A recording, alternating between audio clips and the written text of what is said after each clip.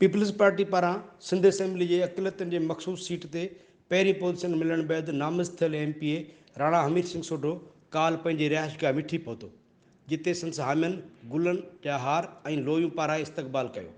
जंहिं बैदि Rana Hamir Singh सोढो press club मिठी पहुतो, जिते हुन मीडिया सां ॻाल्हाईंदे चयो त आऊं आसिफ अली ज़रदारी ऐं पीपी क़यादत जो थो राइतो आहियां, जंहिं मूंखे अक़लियतनि जी सीट ते पहिरीं पोज़ीशन ॾिनी।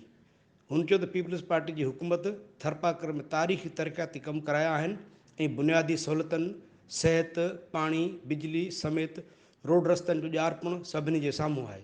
हुन चयो त कराची खां पोइ मिठी लाइ MRI तोड़े CT स्क्रीन जी सहूलियत ॾियण बि असांजे हिसे जा कम आहिनि। बाक़ी सोलर तोड़े समर पंप बि असां ॾेई आवाम लाइ पाणी जी तकलीफ़ ज़दा मरहले खे असां उन्हनि जे घरनि ताईं पहुचाए पाणी जी सहूलियत में आसानी फ़राहम कई आहे।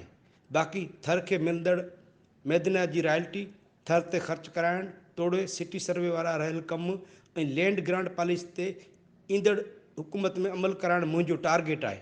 असां अक़लियत या अक्सरियत में को बि फ़र्क़ु नथा सम्झूं ऐं सभिनी खे गॾु खणी हलणु चाहियूं था। नंदलाल लवाणो, इबरत न्यूज़, मिठी, थरपारकर।